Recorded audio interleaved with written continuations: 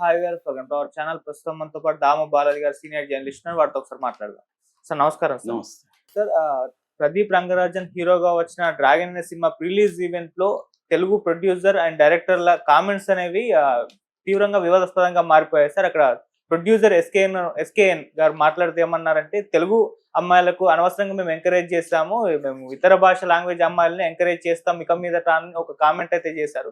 అది ఇప్పుడు చర్చనీయాంశంగా మారింది. దానిపైన కాంట్రవర్సీ కూడా క్రియేట్ అయిపోయింది. అటు హరీష్ శంకర్ గారేమో మన వాళ్ళు మన సినిమాలను ఎంకరేజ్ చేయట్లేదని ఆయన వాపోయారు. అంటే మన వాళ్ళు మన తెలుగు సినిమాలను చూడట్లేదా అని చెప్పేసి విమర్శలు అయితే వస్తున్నాయి. సో ఓవరాల్ గా వీళ్ళ కామెంట్స్ ని మీరు ఏ విధంగా చూస్తారు సార్?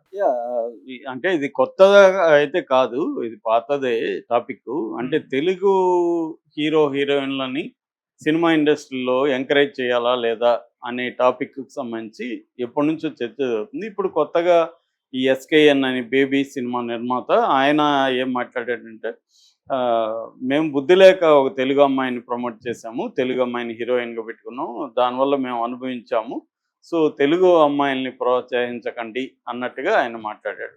అంటే తెలుగు అమ్మాయిల్ని హీరోయిన్లుగా పెట్టుకుంటే ఇబ్బందులని. సో ఈయన బేబీలో వైష్ణవి చైతన్య అనే అమ్మాయిని హీరోయిన్గా పెట్టారు. అమ్మాయి కూడా వండర్ఫుల్ పెర్ఫార్మెన్స్ ఇచ్చింది. సో సాయి రాజేష్ దాన్ని డైరెక్ట్ చేశాడు, ఆనంద్ దేవరకొండ హీరోగా చేశాడు. అది మంచి హిట్ అయింది. వీళ్ళకి పేరు ఇద్దరికి కూడా వచ్చాయి, డబ్బులు కూడా బాగా వచ్చాయి. సో ఈ క్రమంలో ఇప్పుడు ఆయన అలాగా స్టేట్మెంట్, అది సినిమా కూడా వచ్చి చాలా కాలం అయిపోయింది, ఇప్పుడు ఎందుకు ఆయన ఇచ్చాడు, ఆయన ఇచ్చిన స్టేట్మెంట్లో నిజానిజాలు ఉన్నాయా అనేది ఒక చర్చ. రెండో చర్చ, హరీష్ శంకర్ అతను ఇంకొక ఎక్స్ట్రీమ్కి వెళ్ళి అసలు తెలుగు సినిమాలని తెలుగు ఆడియన్స్ చూడరు, వేరే భాషల సినిమాలు చూస్తారు, మన సినిమాలు మన వాళ్ళు చూడరు, ఆదరించరు అన్నట్టుగా ఆయన మాట్లాడు. ఇక్కడ మనకు అర్థమవ్వాల్సింది ఏంటంటే, ఈ ముందుగా మనం ఎస్కేఎన్ చూసినప్పుడు తెలుగు సినిమా తెలుగు అమ్మాయిల్ని హీరోయిన్లకి పెట్టుకుంటే మనకు కష్టాలు అని చెప్పడానికి ఆయన ఒకే ఒక ఎగ్జాంపుల్ కూడా ఆయన చూపిలేదు, ఏం కష్టాలు అనేది చెప్పలేదు. మేబీ ఆయనకి వైష్ణవి చైతన్య వల్ల ఇబ్బందులు ఉన్నాయా తెలియదు మనకి. ఇబ్బందులు ఏముండొచ్చు అంటే, ఒకటి, ఆమె వరుసగా నేను మీతోనే మళ్ళీ కూడా 2-3 సినిమాలు తీస్తాను అని రాసిచ్చి తీయలేదు అంటే, మళ్ళీ నెక్స్ట్ ప్రాజెక్ట్ వచ్చినప్పుడు అమ్మాయి రాలేదు అనేది ఒక వెర్షన్. జనరల్గా ఏం జరుగుతుందంటే, ఫస్ట్ టైం ఛాన్స్ ఇచ్చిన ప్రొడ్యూసర్లు వాళ్ళ దగ్గర అగ్రిమెంట్లు రాసుకుంటాడు. ఒక 2 సినిమాలు 3 సినిమాలు తనతోనే చేస్తాను, తన ఎంత ఇస్తే రెమ్యునరేషన్ అంతే, ఎందుకంటే మనకు ఛాన్స్ ఇస్తున్నాడు కదా ప్రొడ్యూసర్ అని. అప్పుడు వాళ్ళు అన్నిటికీ ఒప్పుకుంటారు. ఇవ్వడమే ఎక్కువ కదా, మీరేం చెప్తారు, సైన్ చేసామంటే సైన్ చేసేస్తారు. అది బాగా హిట్ అయిపోతుంది. హిట్ అయిపోయినప్పుడు ఈ సినిమాకి అమ్మాయికి ఎంత ఇచ్చుంటారు, 1-2 లక్షల కంటే ఎక్కువ ఇచ్చుండ్రు. కానీ ఇప్పుడు ఆ అమ్మాయికి 50 లక్షలు కోట బయట ఆఫర్ వచ్చిందనుకో, అప్పుడు ఈయన అంత ఇవ్వడు కదా. ఈయన మహా అంటే, నేను నీకు ఛాన్స్ ఇచ్చాను కదా, నా వల్లే కదా నీకు వచ్చింది, నేను నీకు 10 లక్షలు ఇస్తానంటాడు మ్యాక్సిమం. సో అవతలేమో 50 లక్షలు ఎంతకాలం ఉంటుందో ఇది తెలీదు, దీపం ఉండగానే ఇల్లు చక్కబెట్టుకోవాలి. అందువల్ల ఛాన్స్ వచ్చినప్పుడు మళ్ళీ తనతో చేసి ఒకవేళ ఇది ఆడుతుందో లేదో తెలియదు. సో ఛాన్సులు వచ్చినప్పుడు గబగబా 4-5 సినిమాలు ఒప్పుకుంటే కొన్ని కోట్లు సంపాదించుకుంటే మనం ఎంతకాలం నిలబడతామో తెలియదు అనేది వాళ్ళకు ఉంటుంది. సో ఇక్కడ ఎవరిది తప్పు అంటావు, నువ్వు లీగల్గా ప్రాపర్గా చేసుకోవాలి. నువ్వేదో మామూలుగా అగ్రిమెంట్ చేసుకుంటే చెల్లదు. నువ్వు దాన్ని లీగల్గా అడ్వకేట్ దగ్గరికి పోయి లీగల్గా డ్రాఫ్ట్ చేయించుకొని అలా చేసుకుంటే అప్పుడు ఆ అగ్రిమెంట్ మీద నువ్వు కోర్టుకు వెళ్ళొచ్చు. సో అది ఈయన వైపు నుంచి మనం ఆలోచిస్తే ఇది కరెక్టే కావచ్చు, ఎందుకంటే నేను అలాంటి కండిషన్ మీదనే కదా అమ్మాయికి ఛాన్స్ ఇచ్చాను, మరి ఆ అమ్మాయి నా మాట వినలేదంటే వాళ్ళు లీగల్గా నీకు బైండ్ ఓవర్ కానప్పుడు అమ్మాయి ఎందుకు వింటుంది, అమ్మాయి ప్రాబ్లమ్స్ అమ్మాయికి ఉంటాయి. సో ఇది తెలుగు అమ్మాయినే కాదు, ఏ అమ్మాయిలకైనా ఇదే వర్తిస్తుంది. ఆయన తెలుగు అమ్మాయి కాబట్టి అన్నాడు, హిందీ వాళ్ళు మాత్రం నువ్వు చెప్పినట్టు 2-3 సినిమాలకి రాసిచ్చి చేస్తారేంటి, చేయరు కదా వాళ్ళు కూడా. వాళ్ళు అసలు ఈ కండిషన్కి ఒప్పుకోకపోవచ్చు. ఎందుకంటే నేను హిందీ హీరోయిన్లు సెలెక్ట్ చేయడానికి 2-3 సార్లు ముంబై వెళ్ళా, ఫ్రెండ్స్ దీనికి నా దానికోసం వెళ్ళినప్పుడు. అక్కడ చూస్తే వెరీ సిస్టమేటిక్గా వాళ్ళు టాలెంట్ కోఆర్డినేటర్స్ ఉంటారు. ఒక టాలెంట్ కోఆర్డినేటర్కి అయితే 3 ఫ్లోర్ల ఆఫీస్ ఉంది. ఆ బిల్డింగ్ వాళ్ళది దాదాపు 10,000 మందిని అతను చూపించగలడు మనకి. అంత నెట్వర్క్ ఉంటదనమాట. ఎందుకంటే ముంబై అనేది ఎంటర్‌టైన్‌మెంట్ క్యాపిటల్. ఇండియాలో ఉండే అందరూ గూడా అక్కడ పోయి ట్రై చేసుకుంటారు. సో, అందువల్ల వెరీ ఆర్గనైజ్డ్‌గా ఉంటాడు. వాళ్ళన్నీ కండిషన్‌లు పెడతారు. డ్రాఫ్టింగ్ పర్ఫెక్ట్ ఉంటది. అవన్నీ ఉంటేనే వాళ్ళు మనకి పంపిస్తారు. ఎందుకంటే అక్కడ ఇండివిడ్యువల్‌గా మన అగ్రీమెంట్‌లు చేసుకోలేము. టాలెంట్ కోఆర్డినేటర్‌తో చేసుకోవాలి. ఎందుకంటే వాళ్ళు 30%, 40% కమిషన్ వాళ్ళకి తీసుకుంటారనమాట. ఈ మేజర్‌గా మనోళ్ళు కొత్తోళ్ళు కావాలంటే ఇదే మెథడే. బాంబేలోకెళ్ళి కూర్చొని టాలెంట్ కోఆర్డినేటర్లతో మాట్లాడుకొని అక్కడ ఆహ్, ఇవన్నీ గూడా అంటే ఆడిషన్ అవన్నీ గూడా అక్కడే జేసుకోవచ్చు. మేము గూడా ఆడిషన్ అక్కడ చేసుకున్నాం. చేసుకొని మనం ఫోటోలు, వీడియోలు తీసుకొని ఓకే అనుకుంటే వాళ్ళతో అగ్రీమెంట్ చేసుకోవాలి. ఇక్కడ అట్లా లేదు. ఇక్కడ టాలెంట్ కోఆర్డినేటర్లు అంత సిస్టమేటిక్ వ్యవస్థ లేదు కాబట్టి ఇలాగా ఉంటదనమాట. సో అదొకటి. రెండోది అతనేమన్నా ఈ అమ్మాయి నుంచి సో కాల్డ్ కమిట్మెంట్ అంటారు గదా! అట్లాంటిదేమన్నా ఆశించి ఆ అమ్మాయి ఇతనికి ఇవ్వలేదా? దానివల్ల ఆ అమ్మాయి మీద గ్రడ్జ్ ఉందా? ఇది కూడా ప్రొడ్యూసర్‌లకి ఉండే అవకాశం ఉంది. వాళ్ళేందంటే అమ్మాయిలతో ముందుగా అడిగేటప్పుడు మాట్లాడతారు. అక్కడ కూడా మన టాలెంట్ కోఆర్డినేటర్ చాలామంది అడుగుతారు. మీకేమైనా కమిట్మెంట్ ఆశిస్తున్నారా?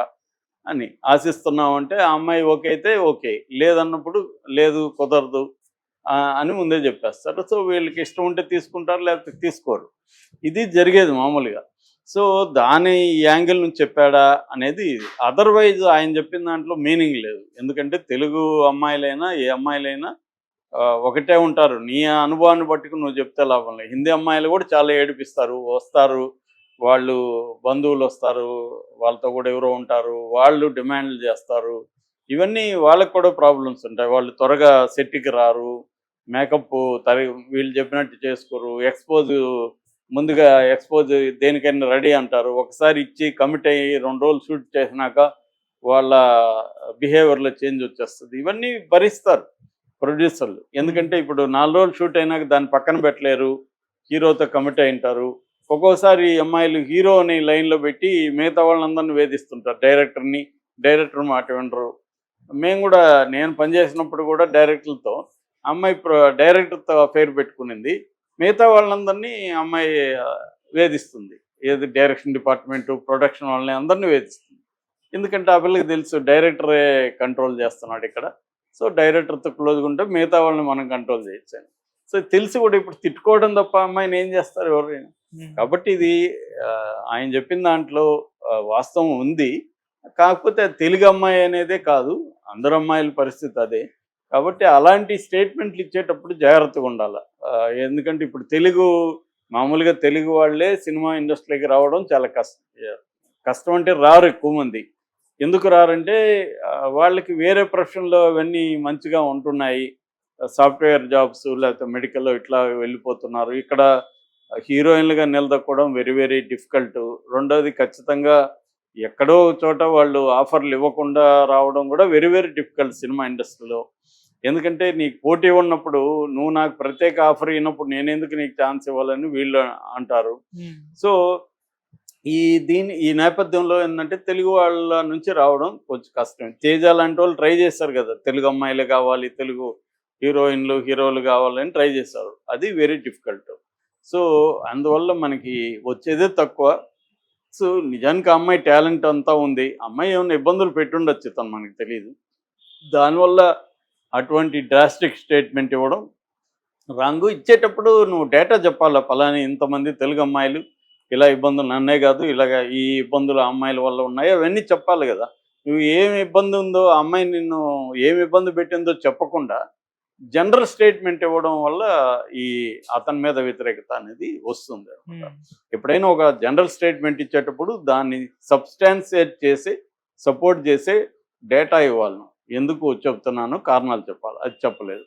ఇక హరీష్ శంకర్ ఇచ్చిన స్టేట్మెంటు అదేంటంటే సినిమా ఇవాళ ఒకప్పుడంటే తెలుగు సినిమాలే గతి జనాలకి. ఇవాళ పోస్ట్ కోవిడ్ తర్వాత ఓటీటీ ప్లాట్ఫామ్స్ వచ్చినాక ఇంటర్నేషనల్గా నేను ఒక పెరు సినిమా నిన్న ఇరాన్ సినిమా చూసాను నేను. ఆస్కార్కి నామినేట్ అయింది జర్మన్ నుంచి. అది నేను 2 నిమిషాల్లో నాకు డౌన్లోడ్లు అవుతాయి. లేకపోతే ఎక్కడో ఉంటుంది. దాన్ని ఎవడో ఫ్రెండ్ పంపిస్తాడు. మొత్తాన్ని నేను అక్కడ కూర్చొని ఇరాన్లో ఆయన ఎన్నో ఏళ్ళు కష్టపడి రహస్యంగా ఆయనకి 8 ఏళ్ళు జైలు శిక్ష పడింది ఆ డైరెక్టర్కి ఈ సినిమా తీస్తే. ఓకే. అందుకని అక్కడ నుంచి నానా బాధలు పడి జర్మనీ పారిపోయిన ఆయన సినిమా నేను ఇక్కడ కూర్చొని చూస్తున్నా. నాకు ఛాన్స్ ఉంది. నేను హరీష్ శంకర్ సినిమా నాకెందుకు? నాకు అది నచ్చుతుంది. నాకు ఆప్షన్ ఉన్నప్పుడు నేను తీస్తా. ఇది భలే ఉంది. ఈయన తీశాడు కాబట్టి నేను చూడాలి ఏంటి సినిమా? హరీష్ శంకర్ సినిమా చూస్తే నువ్వు చూడాలా? నచ్చితే నువ్వు మా ఇద్దరికి నచ్చే విధంగా నువ్వు తీయి. అట్లా కాబట్టి హరీష్ శంకర్ లాంటి వాళ్ళు ఫ్రస్ట్రేషన్‌లోంచి ఆయన సినిమాలు ఆడట్లేదు అనే దీని నుంచి మాట్లాడుతున్నారు. ఇది అందరూ మాట్లాడేది ఆల్ ఇండస్ట్రీలో. కన్నడకి పోతే అక్కడ ఇదే డిబేటు. తమిళోళ్ళు ఇదే డిబేట్. మలయాళంలో వాళ్ళ గోడు ఎవరికి చెప్పుకుంటారు? వాళ్ళు 700 కోట్లు లాసు. మనం వీడియో చేసాము. సో, కాబట్టి ఇది అన్ని ఇండస్ట్రీలో కూడా ఇదే బాధ. మేము చూసే సినిమాలు మీరు చూడట్లేదు. ఆ మధ్య కూడా ఈవెన్ మన తమ్మారెడ్డి భరద్వాజ కూడా దళితుల కోసం మేము సినిమా తీస్తే పలాస సినిమా తీస్తే మీరే చూడకపోతే మేము తీయము అని. తీయొద్దు, నిన్నెవడు తీయమన్నాడు? కాబట్టి ఇది ఏంటంటే నువ్వు మార్కెట్ని అర్థం చేసుకొని, నువ్వు ప్రేక్షకుల టేస్ట్ని అర్థం చేసుకొని వాళ్ళకి తగినట్టు తీయాలి. అందుకనే ఈ విషయంలో రామ్ గోపాల్ వర్మ లాంటి వాళ్ళు కరెక్ట్. నాకు నచ్చినట్టు నేను చేస్తే చూస్తే చూడండి, చూడకపోండి అనేది కరెక్ట్. ఎవరైనా అంతే చేస్తారు కదా. వాడికి హరీష్ శంకర్ అతని సామర్థ్యం మేరకి అతనుకున్న పరిమితుల్లో అతను ఒక సినిమా తీస్తాడు. అది కనెక్ట్ అయితే చూస్తారు, లేకపోతే లేదు. దానికి చూడలేదంటే ఇప్పుడు నిందిస్తే ఏం లాభం? ఇతను నిందించాడు కాబట్టి రేపటి నుంచి పరిగెత్తుకొని పోయి చూస్తారా? అతని ఫ్రస్ట్రేషన్ని బయట పెట్టుకున్నాడు తప్ప అంతకంటే ఏమి లేదు. దానివల్ల అతనికి కూడా తెలుసు ఇలా చెప్పడం వల్ల మనకి ఒరిగేది ఏమి లేదని. కానీ ఫ్రస్ట్రేషన్ దాచుకోలేక అతను ఎవరి మీదో చూడలేదు అంటే అవును చూడలేదు. ఇప్పుడు ఏం చేయాలి మరి? సినిమా నువ్వు ఆపేయి. అట్టేటప్పుడు చూడరు కదా, నువ్వు ఆపేసి వేరే పని చేసుకో. కాబట్టి నువ్వు చూడలేదు కాబట్టి ఇతను తిడితే ఏమన్నా రేపు పొద్దున్న క్యూలు కట్టి చూస్తారా? ఇంకా నెగిటివిటీ పెరుగుతుంది.